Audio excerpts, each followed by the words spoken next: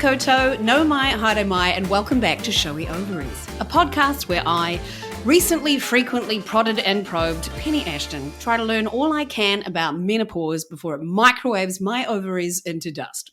But obviously in a strong, powerful, feminist way. As always, a quick reminder that I am not a doctor, but I am an expert in improvising in the style of Jane Austen, a surprisingly useful career skill. But if you are experiencing any issues, please do seek someone who will answer your questions without saying, "Oh, mama, I must bury my visage in some smelling salts, as I do believe your perspirations are at a level even John the stable boy would struggle to replicate." Today's guest, though, and I don't often say that, is a doctor. Not only that, she is a female specialist GP in the Hawke's Bay via Jane Austen's own country, with a passionate interest in the menopause transition and a woman who proudly declares, "I love vulvas." So, of course, I had to invite her on my podcast. So basically, I can get a free consultation. Her clinic in Napier is called Female GP. So please put your hands in all four labias together and welcome the female GP, Dr. Samantha Newman. Hello, hello. Hi, morning. Thank you for that wonderful introduction. I was just sitting here like smiling, trying not to laugh out loud too much. I encourage laughter. I am a comedian. In fact, it's like crack to me. And I have missed it desperately. That's one thing about doing a podcast. I can't hear people laughing, but I'm just hoping that they are. Yeah, anyway. Absolutely. Now, you have to dash off because you're going to do a presentation about periods and things like that, correct? Yeah. So I've been really fortunate over the last kind of year. This is number 6 to do a series of health presentations for our local women's centre. Fantastic. So I wanted to do them kind of like interactive and face-to-face, but obviously COVID hit. And so we've made them all on Zoom, which is pretty cool because it's really accessible. Yeah. I would actually say why I initially got started doing those is because when I was in my final year in the hospital as an obs and gynae registrar, one of my consultants said, "Can you do a presentation to this local group? And, it's about menopause." And I was like, yeah, I've won an award for a presentation before.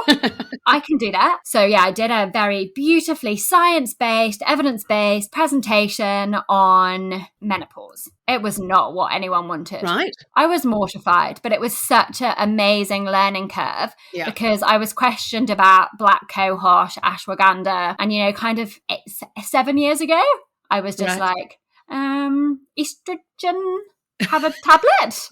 I kind of, from then on, I was like, right, okay, I need to work out how I can be the best doctor I can and communicate things effectively and relevantly. Yeah. And that's kind of where it started. So it's actually funny that I'm going to do a presentation today, which is predominantly pictures based and me chatting compared to what I did 7-8 years ago. Totally. Like, as an actor, I've done many jobs, and one of them was pretending to be a patient for doctors, right? It's all well and good to know everything, and it was so interesting. A doctor would sit down. What they would do is a smear test on a plastic pelvis that was sitting next to me, and then explain what a CIN3 result was, which is an abnormal smear. And the people that would go, it's a squam, that whatever it's called, and all this sort of stuff to me was like, okay, but do I have cancer? You know what I mean? That's just what you wanted to know. And then I had an abnormal smear, and it was hilarious. I was talking to the gynecologist, and I was like, "So you're going to do a LETS procedure, and you're going to do that?" And he was like, "What? How do you know all of this?" Because I said, "I've had 100 doctors tell me what this means." So I was very prepared for that, but it was really interesting to see the ones that had no clinical skills, no way to talk to people. Yeah, it's really different. It's really interesting. Yeah, because I've done some observing and supporting medical students as well. But I also then think back to how I would have been back then, and I'm mortified. I'm like, oh my goodness, did I really say that? Well, that's what we need to learn. But it's really reassuring. Like, I know you've talked about Louise Newson before, and she says about how when she was a hospital doctor in medicine, she had similar encounters. And I'm like, okay, I'm not alone. I can still be a good doctor. Yeah, because you were like a mere 36 or something, is that right? Yeah, just a mere 36, but I'm very grey. I am very grey. Well, I'm glad. That's good. I'm glad you're aging. That's what I like to hear. I'm now on that cusp of, do I dye my hair again or not? Because I'm trying to when I did this menopause presentation, I was like, have you got ID? I'm like, yes. It's only literally the last 2 years I've stopped being ID'd. And now with all the kind of the menopause things, I'm like, is that okay that I don't get ID'd anymore? I don't really know. I feel like that a lot of doctors that I've seen and stuff only really got into the menopause transition when they started to experience it themselves. So I feel like you're ahead of the curve. Yeah, I think so. Like when I talk to my friends that are kind of more my age, it's a very different perspective on when I talk to kind of like, because I play hockey, when I talk to those women and stuff, it's right. Yeah, definitely quite interesting having a bit of a different perspective. And are your friends that are your age, are they actually interested? I think they're like, you've said enough now. Maybe you could just like shut it up. My uni friends are all like, you've always been such a geek. This totally makes sense. And my kind of, I suppose my Kiwi friends are a bit like, yeah, okay, we know. Like, right. You talk. Which is interesting because I don't know if you've seen an article written by somebody I think was a bit idiotic, called India Knight over the weekend. Oh, yeah. For those who don't know about this article, it was in the Times. She wrote an article saying, I'm sick of hearing about menopause. I'm over it. This HRT thing is hysteria and it's a mania because they're having a lack of HRT in the UK right now. And then also goes on to say that she had a very easy menopause and sailed straight through. It's really sad. Really sad. Yeah. And I think she kind of just is really disempowering with how she writes it and just unvalidating. And, oh, well, you can get symptoms, but you can just get through it. But why should you struggle when there are really safe, sensible options? And that's what actually, I think, over the next, there's good data that actually HRT decreases your risk of a heart attack or stroke and actually increases, when started in the menopause, increases life expectancy from 3 to 9 years. So you know what? Wow. Taking it even just to help that initial transition from 2 to 5 years. Yeah. For most women, the benefits outweigh the risks. And that's what I think makes me really sad about her article. Yeah. Like, not everybody needs it, but women should be given the choice if they feel it's appropriate. And I think it's just like, well, unless you're really, really struggling, then suck it up. Yeah, and I am someone who, regular listeners will know, I've just been infuriated that we haven't been told about this until now, like astonished. So I'm like, I'm going to saturate the fuck out of the airwaves. You don't like swearing as much as me, but I do. And just, because I think people, how the fuck have we not been told about this? Why weren't we told? So like for her to write that article now, when it's only in the last couple of years that it's really taken off, is annoying. But anyway, I'm going to do my long introduction for you because we're getting ahead of ourselves. So anyway, so this is what I've gleaned from various places on the internet. So here we go. Originally from London, Dr. Samantha Newman graduated from Bristol University Medical School in 2010 and then initially started gynecological training in London. However, the call of the Antipodes was strong, and so she and her husband moved to New Zealand in 2013 after having honeymooned here. They were attracted to a better work-life balance and not commuting for hours across the tube network. It was once here that she realized actually, rather than the pressured stress of being an obstetrician gynecologist, she wanted to focus more on primary care for women. So switched to a GP speciality, and ultimately this led to her founding the Female GP Clinic. So once again, you could say you were getting out of a tube network. She lately has been leading the charge to Pharmac in conjunction with Wahine Māori to fund eutrodestin, which is the gold standard micronized progesterone in combination with estrogen for HRT. A reminder, women with wombs need the progesterone to prevent against cancer. It is not fully funded currently, which makes it a barrier to being used for those who can't afford it. And Sam is also working closely with concepts of Te Ao Māori and how it relates to different medications. According to her website, femalegp.co.nz, she is living the Kiwi dream on a lifestyle block in Hawke's Bay with her daughter, husband James, and dogs, as well as the obligatory chickens and sheep. So please give a warm ovarian welcome to my first specialist guest for Vulva News Network. It's got a theme tune now. It's Samantha Newman. Hooray. Welcome again. Yay. Thanks. Did I get that right? Yeah, pretty good. Other than my husband didn't use the tube to get across London. He actually motorbiked every day for an hour from northwest to southeast London. Oh, that's quite not a bad time though for an hour to do all that. Oh, I know, and that's why he liked the motorbike. But like every day I was just filled with anxiety and just hoping he got home okay. Yeah, my husband has just started a new job where he's cycling an hour and a quarter there and back. No, so it's 2.5 hours of cycling every day. In Auckland. So I understand this, and this whole hatred of cyclists drives me crazy, but I could do a whole other podcast about that. But we'll move right along. Oh, now the first question I have for you, why do you English peoples call it the menopause? What's that about? I don't know. That's how it sounds. It's interesting, like, because there was a little chatter about this on the Menopause Over Martinis group, and some people were like, "Why do they do that? Why?" It was like, I hate that. I'm like, I don't really have an opinion either way, but I suppose curious. it's a noun when you're talking about what it is. Yeah, but you don't say, "I'm going to have the lunch." Sometimes you might. I don't. I'm not accusing you. I'm just curious. Grammar and English are literally my worst thing. That was like how I was awful at school. Don't question my phrasing. I hate writing stuff down. Give me science or give me nothing. Right? Okay. I don't know. I'll think about it and how I phrase it in future. But I definitely do say the menopause. Yeah. Who knows? I don't think you need to modify your behaviour. I was just curious because it's the only country that does that. Really? I think you might know more about that than me. I might just kind of talk about vulvas instead, rather than... Yeah, because you love them so much. And vaginas. I can do that. Okay. I've had to modify my question slightly due to your youthful nature of not being menopausal in any way. So my first question that I've been asking everybody is, what has your relationship with your body been like through your life, and what journey has that been on? I suppose to start, my first recollection is at age 3 or 5 in ballet, thinking I was fat. Yeah. Which I just think is really sad. I have the exact same experience. Yeah. I look back, I've always been a bit chubby, but never really big. And yeah, I've always probably bigger than a lot of my friends at uni, and school, which I never particularly liked. But then medicine hit and the weight came off. And it's kind of stayed off since. From studying? Nah, not through study.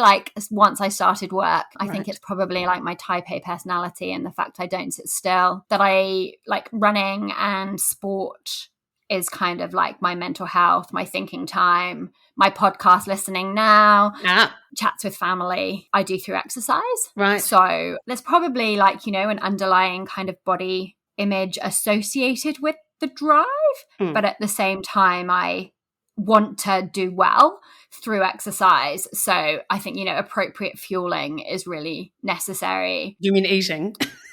Yeah, but fueling, because then that's how it's kind of more it's it's got a goal. So when I'm kind of working with women, eating seems has this this psychological connotation with it. However, if you want to perform well, if you want to be able to do your jobs in life, you need to fuel properly, much like you put the right fuel in the car to work. Yeah. So I really like that concept. Right. Especially with teenagers. And I've just started with a personal trainer, partly because I have been telling everybody, all my patients, how good it is doing weights and it makes you really strong. And then I read all this literature about how it decreases the risk of falls and osteoporosis. So I have got more muscly. But then I also, that back of my mind is reading that all of the, right now in society, it's not just about being thin, it's about being toned. So I'm kind of aware of that, but also know that that's what I love doing and I do it healthfully. And even when I went to the GP last week, she was kind of, do you eat enough? Are you doing too much exercise? And I'm like, no, actually, I want to exercise well. So I do make sure I do all of that. But if I don't, then I think it probably would. Right. And it's interesting, but then you still have a little bit of potential sort of, well, not much shame is the right word, but motivation around that as well. Yeah. Yeah. Yeah. Because we just, as women, definitely. just in there, right? Trying to shake that. Yeah. I think it's, and when you've been brought up, even mum never went on a diet that I'm aware of, but, it was still throughout your life, the modeling. Yeah. So I think I'm really cautious with my daughter to not ever talk about fat and weight. It's all kind of, about being healthy. And then randomly she comes out with, Mummy, you're fat. I'm like, really? Oh my God. Okay. How old's she? But just as a joke, she's 5. So I think she doesn't really know what it means. Yeah. And I'm not big anymore. Yeah. So I'm kind of okay, we're just going to ride with it because I don't know where that's coming from, in fact. Pop culture, school, preschool, maybe school, that sort of stuff. Must be. But I think it's really interesting how it comes about when I'm so cautious to not. Yeah, and people that listen will know that I'm epileptic. So I started taking Tegretol when I was 16 and didn't realize that was what was making me hungry. So then I tried to lose weight for a very long time without realizing why I was hungry all the time, which was really shit. But, I and see then that all the time. Yeah, for 16 years, I didn't figure that out. So yeah, that was good. Anyway, hearing people like my dad often talks about women's bodies, and stuff like that. And so just having that around constantly is, and it just gets in. And once it's in, I find it impossible to get rid of. I really do. Mm. But I bought weights during lockdown because the same thing. I was like, I want to be doing weights. I want to fend off the osteoporosis, all that sort of stuff. But one thing about having this burning vulva issue is, you just don't feel like exercising sometimes, like go for a walk and things like that. And I don't really feel like it. So that's something to push through. And I'm about to do my first shows. I haven't done shows since July. And then I'm like, how's singing and dancing going to go around? I'll probably forget about it. We have a concept called doctor theatre. I'm not sure if you're aware of that, which means you're on stage and you just sort of forget about being sick, anything like that. And then when you get off stage, it sort of comes back. But it's the thrill of the lights, the being on center stage, the attention, you sort of forget. Adrenaline. Yeah, well, that's adrenaline. Yes, that's exactly what it is. All the cortisol. So it's actually like numbing all of your pain responses so you don't feel it. Yeah. Improving all your glucose metabolism, like all that exciting stuff You make it sound so much sexier. Right. Okay, cool. Well, that's interesting to know about, and think about that. And that you just love exercise. Like, if you don't exercise, do you get grumpy? Yeah. Yeah. But I think also now it's literally my time out. Yeah. My husband works really long hours. My daughter, I love her to bits, but she is such a little monkey limpet. So it's actually kind of my physical space as well to get out. Right. And how often do you? Not as much as I should. I'm running the Hawke's Bay Marathon this weekend. Oh, wow. Yeah. Right. I haven't trained as hard as I wanted to. Right. Good luck. It's because I probably, so I had to have a LETS as well. Back in November, and I coped with it really badly. Oh, despite being a doctor. That's so interesting. And so I was so fit, before. I was literally the fittest I'd ever been. I was smashing my PBs, and I'm not particularly fast, like an achiever when it comes to sport. I just enjoy it. Yeah. But ironically, the few months before, I'd had 3 friends call me up in a state of panic, being like, Sam, I've got an abnormal smear. What do I do? And I'm like, it's okay. You've not got cancer. It's a really great screening test because it gets picked up 10 years before. I didn't, I had a conversation, apparently made them feel better, and that was it. But then when I got the call, I was like, oh my goodness. Wow. This just... I hate smears. They are so painful and awful. Oh, right. So it was late, obviously. My husband was in clinic. I was very stressed. I was like, just panicking. Anyway, so I called one of my very good friends who's a gynecologist, and she was lovely and she reassured me. And I found that even step one, I'm very ironic that I could reassure others. Yet when it was me, I was really worried about it. And I was like, I can't tell anyone. And then obviously I told my friends because I talked my ass off and they were very nice and supportive. And then I couldn't cope with having it under local anaesthetic at all, right. Obviously. And I kind of gave the gynecologist a bit of a heads up about that. And she was like, that's okay, we can work with it. And then after the biopsy, she was like, yeah, you couldn't do this. I was like, no, I couldn't. Oh. So I went privately. I took no time off work because I obviously hadn't even anticipated that, not following my own advice at all. And I bled and bled and bled. Ooh, right. And just didn't anticipate that at all. So, but it really made me think about actually the counselling that I've done in the past about what a smear test means, the practicalities of, my husband doesn't really talk about the fact he needs to go and buy me pads, but I very much could say to him, I need another pack of pads again. I had to cancel clinics because I was literally just bleeding and feverish and felt awful. Right. And it just totally threw me.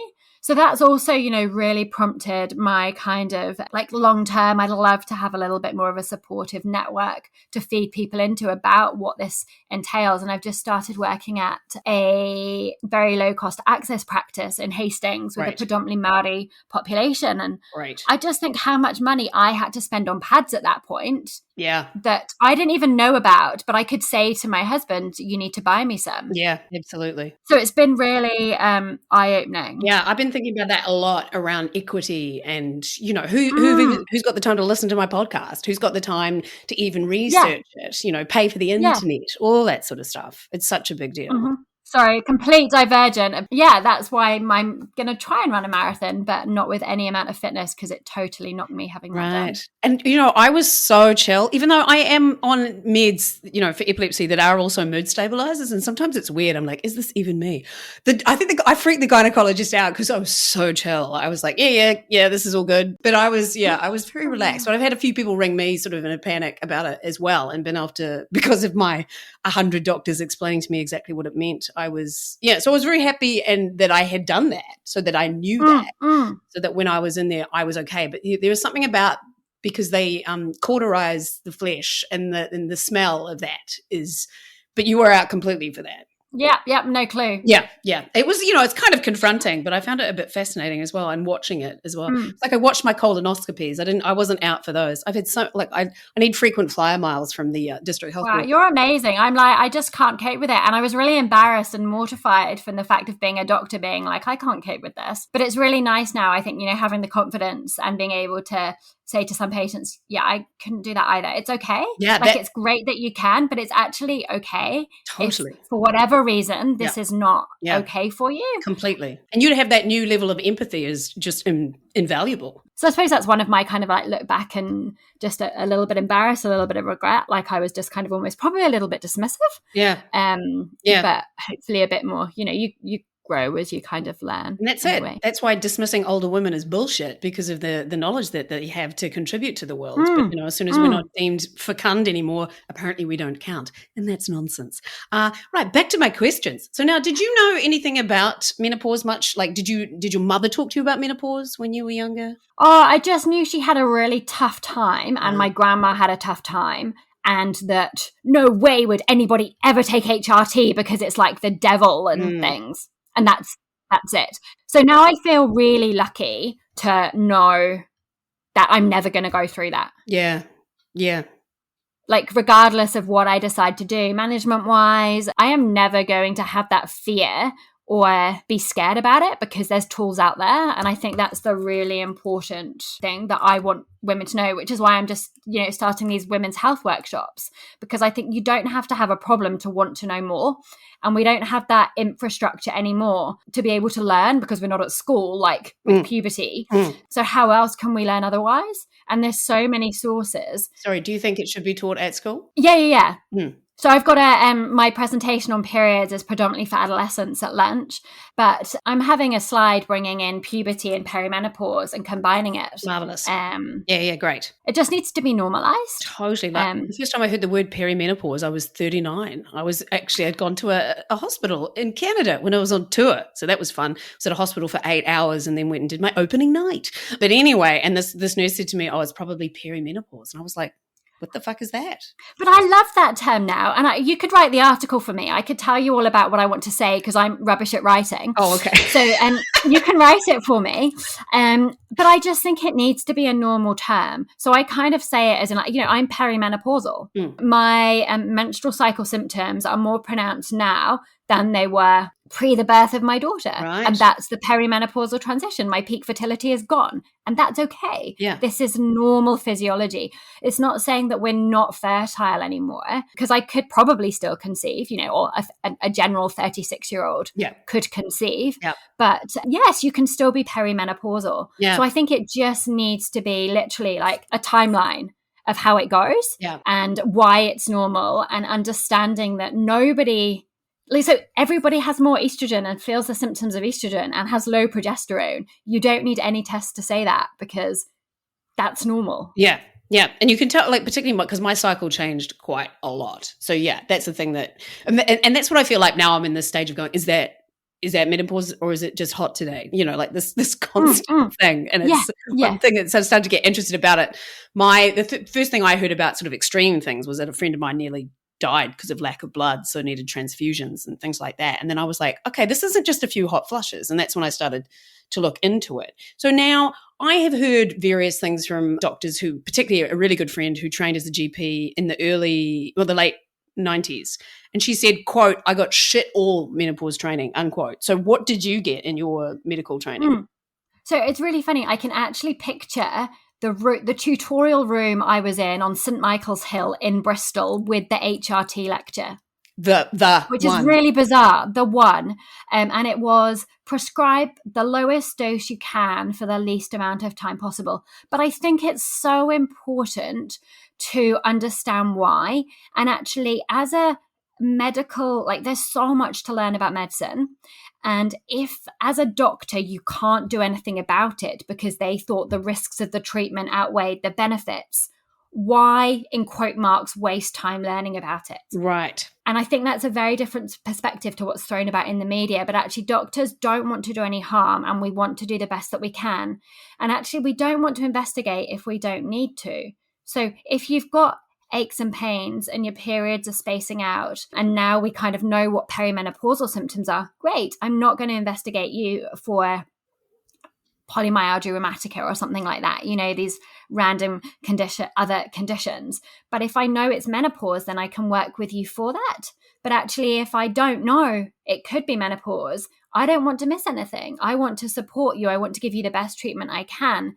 So I'm going to do those other investigations to make sure I'm not missing anything. So I think actually we need to just swing it around completely and be like, actually, we now have all of these extra years of knowledge, data, experience, really great advocates. Let's work as a community and find out how we can support kind of, in essence, I think women from 40s onwards to understand what's going on. And is the training better now that you're aware of? We're working on it. There's a doctor in Wellington that is trying to bring it into the curriculum. I'm started doing some stuff with a GP who's like advocating for GPs with special interests, to kind of build in that we are experienced and have a bit more knowledge than the general GP and medical population. Sorry to interrupt, but there's one thing, because I'm epileptic, I know that menopause can affect epilepsy. And to me, it just feels like when it is a biological imperative for 51% of the population, do we not need to think about how menopause affects all different medical conditions and things like that? Yeah.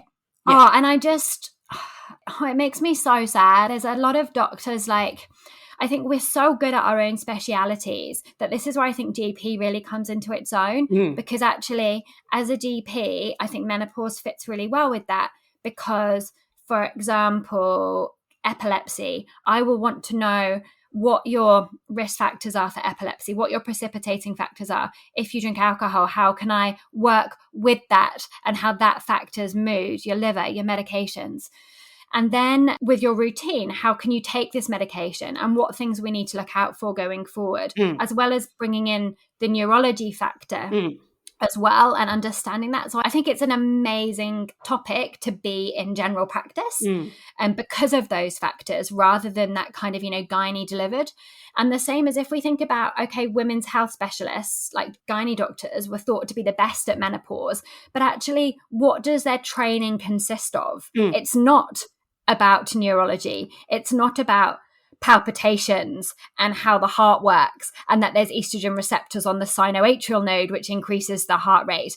And, from the endocrinology perspective, okay, we've got decreasing progesterone, which causes memory, just all of these things, which it makes sense that we just need to link it all together. Yeah. And I had this exactly thing because I had presenting my burning vulva to a man at the colposcopy clinic who was just a bit of a dick. Because I said that I had tried to use Avestin cream on the outside and he said, yeah, we don't do that.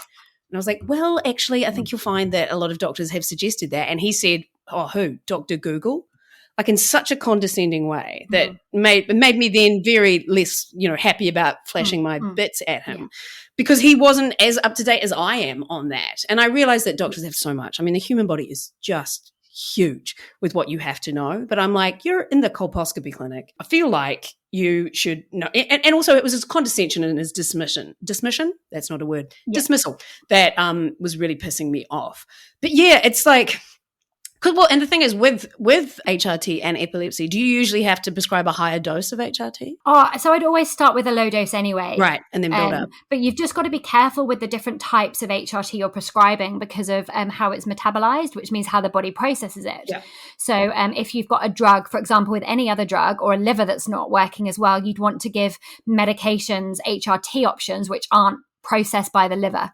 Right. Is it patches? So it doesn't affect the liver. So patches are transdermal, they cross the skin, so it's okay. There is a theory with really high doses of transdermal that actually then the overload goes to your liver, which makes sense. Yeah. So, there's ways around it. But I think this is also where I love being a GP because I think you get to follow your patients all the way through. You get trained in managing risk. And also we have to work with our women, with our patients to make them feel as good as possible with what we've got and what works for them. So my other kind of special interest is prolapse and continence. So for example, ring pessaries. So ring pessaries are kind of devices, literally a ring or with a little membrane on it that you put into the vagina, and that can improve urinary leakage or like pelvic heaviness where you just feel really heavy there, or the womb or the part of the vagina coming down. And, when I was trained in this, you look at a textbook and your consultant says to you, this is what it's supposed to be like. And I'm like, oh, okay, cool, fine. Mental note. That's cool. I can do that. But then when I started to manage other women, or I'd like examine them, and I'd be like, well, this ring pessary is much lower than what that textbook says. And they're like, but it fits, but I'm fine. And I'm like, oh, okay. All right then. Well, we can work with that. And the same as Avestin. So actually what the data shows is that Avestin is most effective when you put it all the way up in the vagina. Okay. So that's where this gynecologist background coming from. But actually from a more of, I think, a holistic perspective, and it might be that I'm being somewhat naive, but there's estrogen receptors on the vulva. So the outer part. So it makes sense there. For some women, they will absorb all of that Avestin into the vagina and so then you're not going to get as much superficially. And if you're drier superficially, then put some moisturizer there. I just can literally compare it to moisturizing, like moisturize your vagina and your vulva like you moisturize your face. Yeah. And like ways to make it accessible. So women who often actually have had trauma for like physical or psychological, where they just don't want to touch the vulva, or it's painful sex for so long and they're like, yeah, I just don't like this area of my body. It's a function for me to pee and poo and that's it. Well, actually there's benefits of Avestin and estrogen cream, not just for sex. But actually, there's a huge connotation with that in sex. So I'm like, okay, well, how can I make you use this cream in a functional way? So I'm like, well, just put a little bit on your finger. Yeah, it's not prescription. It's not what the data shows. Have it next to your sink, put it on, slap it on like you might with sun cream, wash your hand and job done. You don't need to put anything up there if it doesn't work for you. Yeah, because it made no difference to me. So then I tried it on the outside, but then it was worse. That hurt more. So then you're like, well, I don't think this is my problem. It's that trial and error thing that I hate. You just want it to be cured. Yeah. But you so can't. This is where I kind of where I've realized with so GSM, like genital urinary syndrome of the menopause, actually, it used to be called vulvovaginitis. So, or atrophic vaginitis. So what does itis mean? Itis means inflammation. So when you look at what inflammation is, and I compare it to kind of eczema, so the estrogen thickens and protects the skin barrier. When you don't have estrogen, that barrier gets really thin, so it gets inflamed. Actually putting Avestin or estrogen cream on inflamed skin is really sore. You get much more systemic absorption in your body because the skin's thinner, so more gets absorbed, and you've got the inflammation, and that can sting.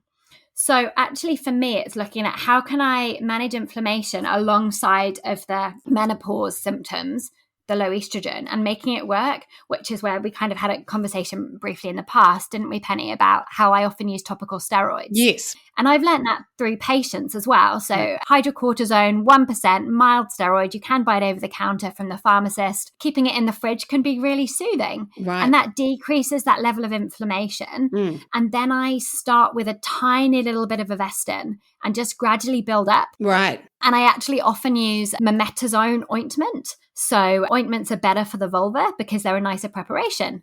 And so then if you can tolerate the hydrocortisone, bringing that up and using a bit of massage to stimulate the blood supply to the tissues, which have been either shut off because of mentally or physically. Yeah. And it's because I had some dermal cream here for another skin condition because I'm a basket case of medical fun times. And I was using that. And I thought that maybe that was doing something, but that's a very strong, and it's a cream as well rather than the ointment. But when I've applied anything apart from that Avestin, it hasn't really hurt more. So, and that's one thing one thing I've been tending to think it might be is vulvodynia, which is basically unexplained, it seems like. So, I mean, I don't know, but I could try. I still have some Avestin left, and it's because I'm 48 is when it started. You start to go, oh, well, maybe it's this. I want to see your vulva. Honestly. I just wait a minute, I've got a video here. But there's so many causes that it could be, Yeah. and probably not just one, Yeah. which is where it is trial and error. And also, once we get pain anywhere, we get that heightened pain response too. And because for me, it's not internal at all. There's like no pain internally. But I see that as well with menopause. With menopause, right. I have got women who haven't responded to topical Avestin and a lot of the skin approaches, who've actually seen gynecologists and urologists and dermatologists, and then they come to me and I'm like, okay, we can work with this. Yeah. And we balance on systemic HRT. See, that's it. Because that's the better. thing, but then you like, it's so, to try and get your head around, like, should I try that? If the Avestin hasn't worked, but then that's worked for them. So, I might get to the point where because it is very annoying. It's, it's not, you must have read Jane Lewis's book, My Menopausal Vagina. Have you read that? Yeah, like that is horrendous and terrifying. And particularly because mine gets better when I get my period. I'm like, well, what does that mean if there's no period? Like, is it going to be so that, so it's obviously like a hormonal thing to me. It seems if it's better when I have my period. But then, yeah. Oh, and the other thing I've gotten, and I forgot to say this to this gynecologist because he was a bit of a dick and he threw me off my game, is like pain down the back of my legs. A little bit. So then you start thinking about pudendal neuralgia and other fun things and stuff like, because I'm too bloody researched. That's the thing. I've seen everything that it can be. So yeah, I don't know. So that's where I'm at currently. I wish I could show you my bits, love. I do. I know. And I just wish I could do a consult, but it's just not like, I've not done one on air before. And I don't think I ever will, to be honest, either, even if somebody's consenting.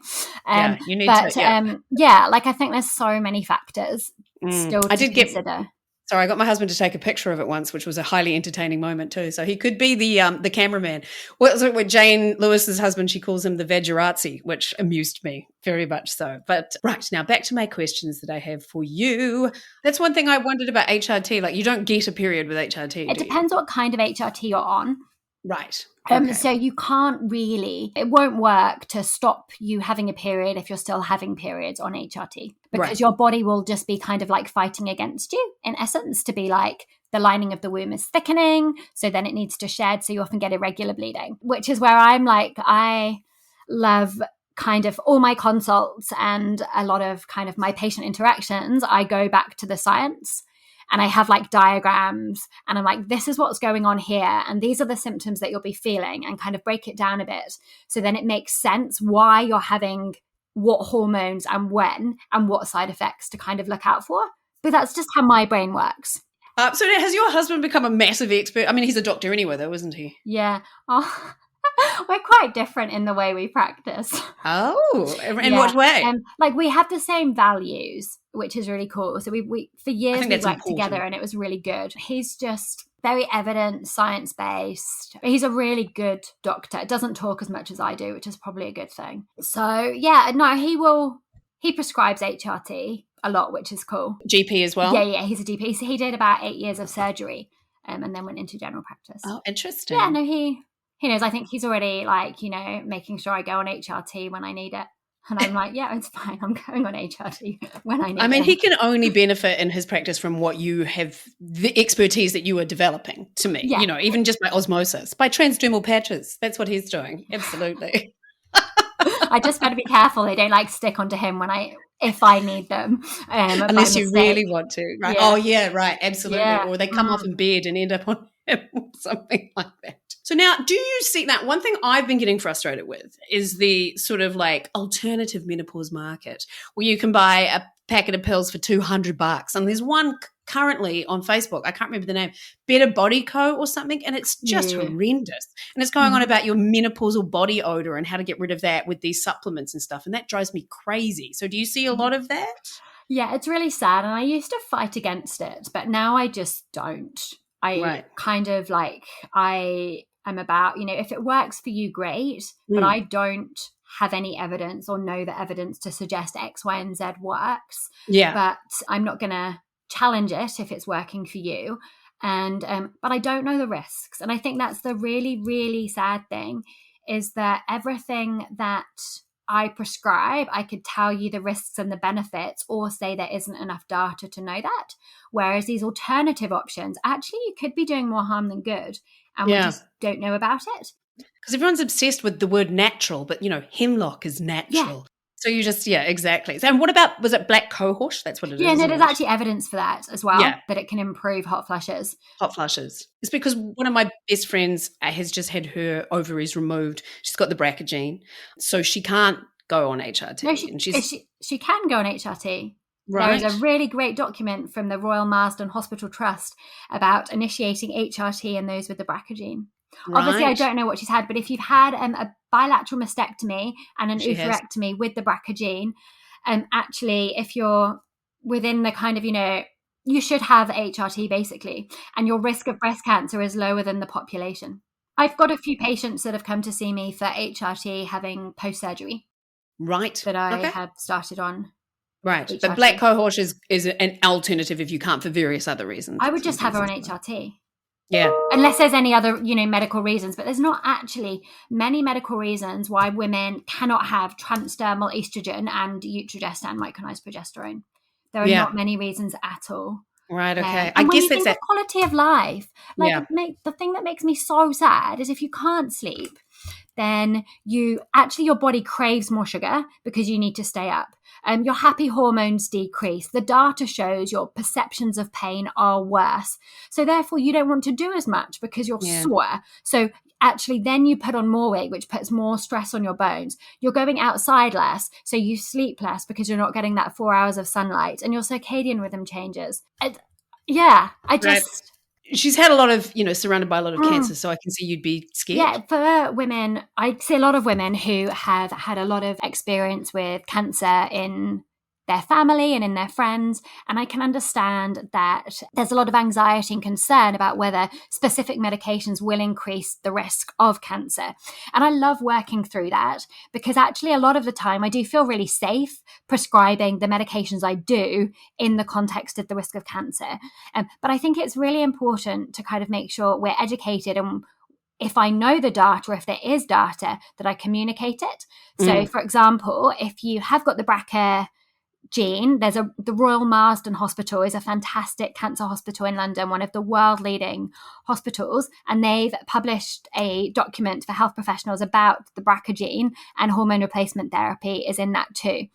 And when you look at, if you've removed the breast of someone that's likely to get breast cancer from BRCA, then actually they are less likely than the baseline population to now develop breast cancer. So it's actually therefore safe to have HRT from that perspective. And they have to drink less is the other thing. But do they have to? Probably not. Well, for the other risks of alcohol and cancer, but not for breast cancer. Because they've not got the breast. And the same as actually when you look at estrogen. So if you go through menopause under 45, you have got much worse risks of heart attack, strokes, Alzheimer's, diabetes, depression, osteoarthritis, inflammation. Jesus Christ. So actually then, you weigh it up as an individual. If you've got brain fog and you're not working and you can't sleep and you feel miserable, well, yeah, that's one thing I've often thought. It's like, almost feels like you should just prescribe HRT because of I know. I'm a bit scared of that concept though. I mean, I have women asking for consults, but I would just want to be prescribed HRT. I'm like, I don't do that. Yeah. I don't just prescribe HRT because I think it's a tool in the toolkit. We need to look at lifestyle. We need to look at, if you're eating McDonald's every day or you're getting 4 hours sleep, no amount of HRT or estrogen is ever going to make you feel that much better. Right. But if you are unable to do what you want to do because of a hormonal component, that can impact the rest of your lifestyle as well. So I often do it as kind of twofold. Yeah. And because my mother's just started taking HRT and she is 76. So obviously that's against a lot of medical advice, but she watched some Louise Newsom things and she's had a hysterectomy. So that's a sort of a different side of it. And it's patches, so there's less risk of stroke and clots and things like that. So do you have any opinions around that? Great. I'm all for if the benefits outweigh the risks for the women. And this is where I struggle a little bit as well, because if I've started someone on HRT who's in their late 60s or 70s and they come back to me in 6 months and say, I feel the best I've ever done, I'm going to be like, yes, awesome. This is why I do my job. But at the same time, and I say this to them, if in a month you have a stroke, that could happen and I'm going to feel really bad.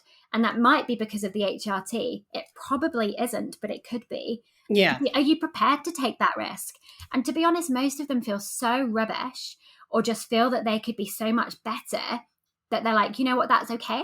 Yeah, because Mum she had a hysterectomy when she was 40 and she's had hot flushes for 35 years. So hopefully this will make a difference. How is the equity approach? Like, how is that going? How's it going? I wish there was more time in the day. Wasting it talking to me. No, it's what I need. Like, I need this to keep my enthusiasm going as well. Like, I'm really honoured. Like, I really appreciate it to be able to kind of talk and just, reprioritize why I'm doing it when I'm complaining that I just It's really hard. And I can't believe some of the things women go through. And I think there's equity on many levels. Equity from kind of actually, women's eligible healthcare. Why do men have Viagra and women have nothing? Yes. Why do we have to pay for contraception? A lot of fertility things. Why is it predominantly thought to be the female, whereas actually, it's 50% chance of being male as well? And America right now is a shit show, obviously. Yeah. America is just a whole different thing. Yeah. But yes.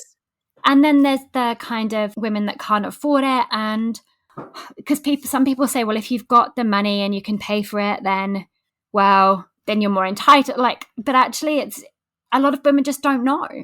So how can we, and I think probably men as well, to be fair. Yeah. For other issues. And that's what I just don't have. Which is why I'm quite the socialist. When it comes down to it, and obviously the NHS but they're also beleaguered. That's the thing. Every medical system is so beleaguered and doesn't have enough money, et cetera, et cetera. But for my mind, if somebody dies because they can't afford a drug, then that's a shit society. And we have that here. Like, we're just looking at medical insurance, actually. My husband and I've never had it since I left home.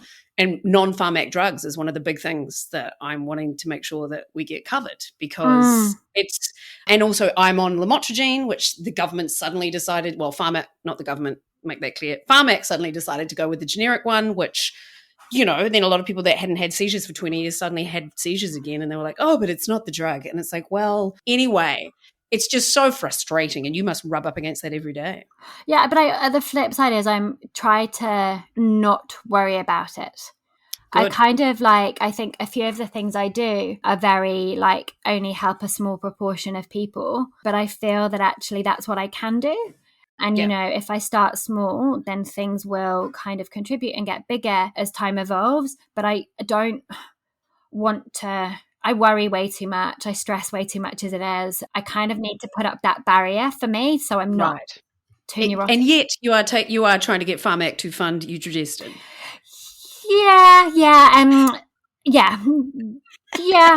But I can imagine you're a bit scared of it, because that will become quite an expense, won't it? But in the grand scheme of things, no. True, because of the percentages. And I think if you look at a lot of the data of what the implications of poor menopause and poor negative health consequences and things like that, I think it's a really positive investment. Yeah, that's so true. With the dementia, with the osteoporosis, with the Alzheimer's, et cetera, et cetera, et cetera. Yeah.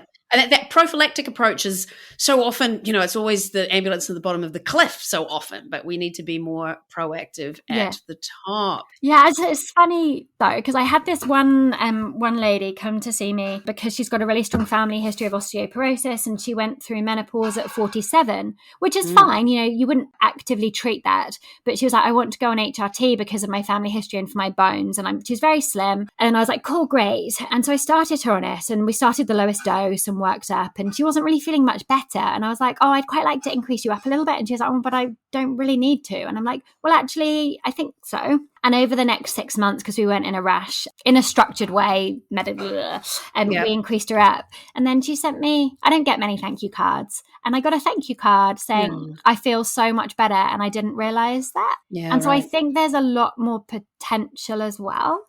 Right. But I'm still not there on advocating for it prophylactically. Right. I'm very kind of, I think everybody should know about it and know that it's an option if it's suitable, and see where their heart takes them, really. Yeah, and in that I mean that if you need it and therefore you get prescribed it, it will sometimes have these effects that would be beneficial for Pharmac to fund to ward that off.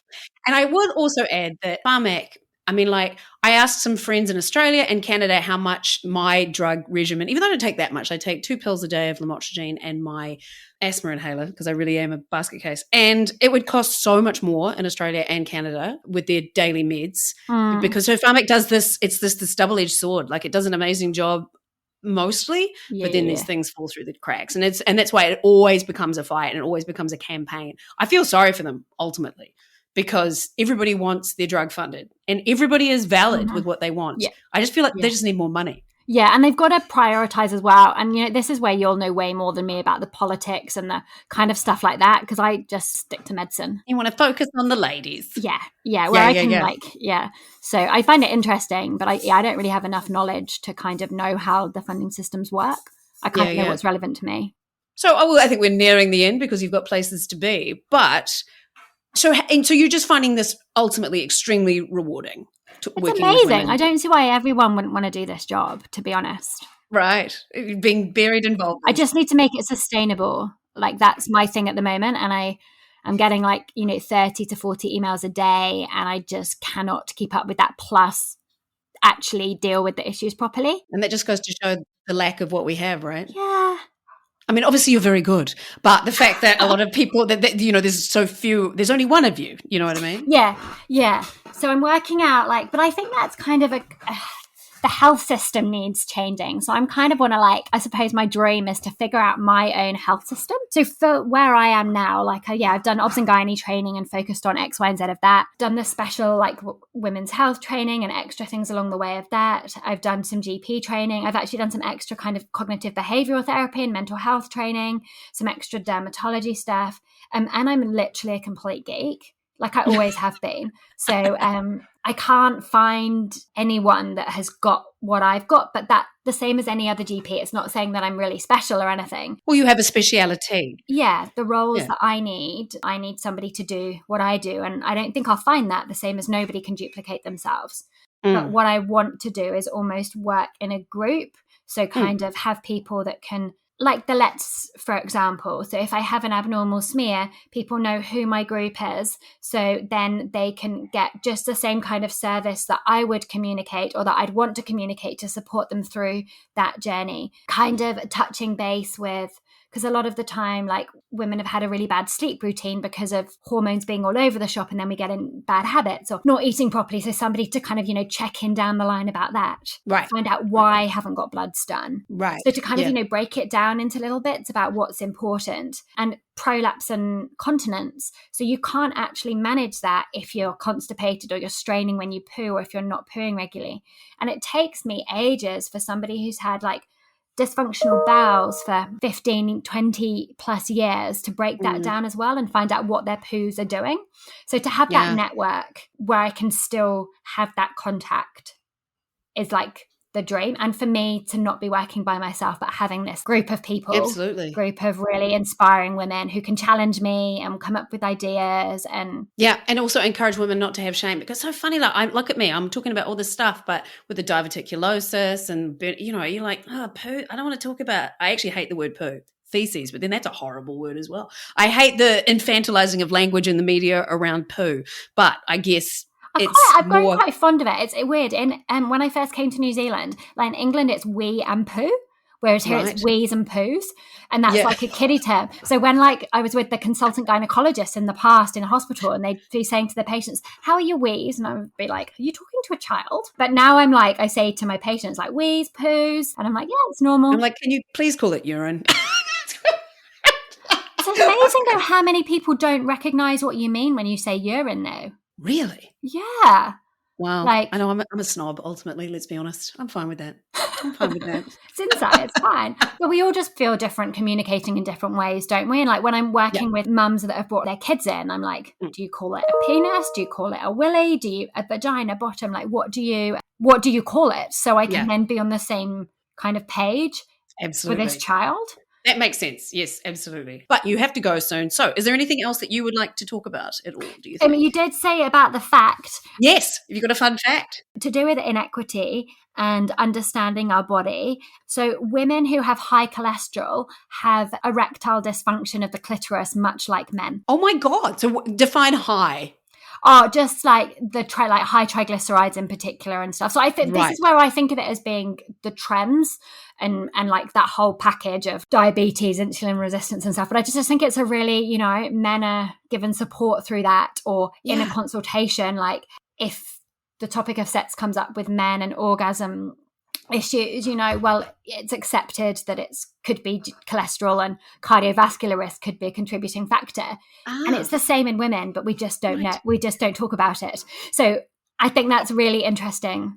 I need to know this before you leave. How do you cure erectile dysfunction of the clitoris? The same ways as you do for everything else. So improve sleep, lifestyle, weight, cholesterol, general well-being, and engage brain and body.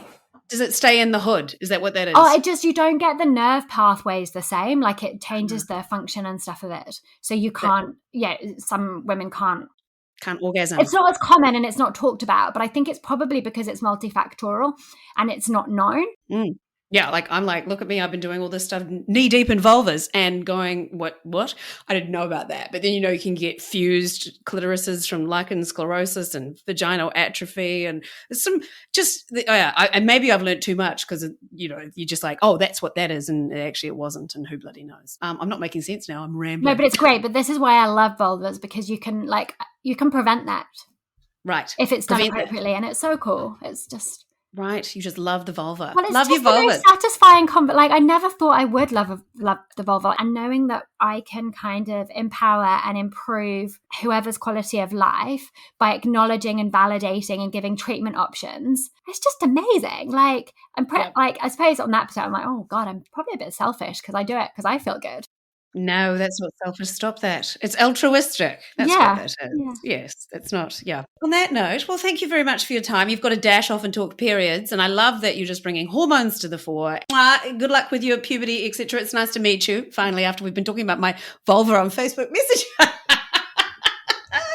And maybe I'll see you at some point, and maybe I'll show you my vulva. I'm coming up to Auckland at the end of July for a conference. Right. For a course. Well, so yeah. Okay, maybe we'll make it. Will you stop recording now? I'm about to stop now. Sorry, but not my most professional exit from an interview, but there you go. That was the delightful and chatty Dr. Samantha Newman, who, in her own words, can talk her ass off, which is a turn of phrase that I heartily endorse and is very appropriate for Vulva News Network. Do-do-do-do-do-do-do. Theme tune. I'm just glad that we have doctors like her who are so passionate and are stepping up to upskill when it comes to the female body. I know I can focus on getting all angry it has taken this long, but let's look at our menstrual cups as half full, shall we? And say 3 cheers for her. Check out her website and the episode notes to book an appointment if you are in the Hawke's Bay and need some specialist advice. I have never had a woman tell me so urgently before, oh, I really want to see your vulva. And I tell you what, I am here for it. Now, coming up, we've got a Shortland Street special. Pam Corkery had to pull out, sadly, but I've got some previous stars of the Shortland Street screen for their 30th anniversary special. You can also sign up to support me on Patreon, spread me about like wildly overpriced butter. Head to my website, hotpink.co.nz, to see when I'm doing a show, and I'll see you next week on Showy Ovaries. Stay juicy like a democracy sausage, which is what Australians get when they vote. They get a sausage. And they voted out the Liberals. Woo! Ka kite. Also, try and say democracy sausage first. Democracy sausage. Democracy sausage.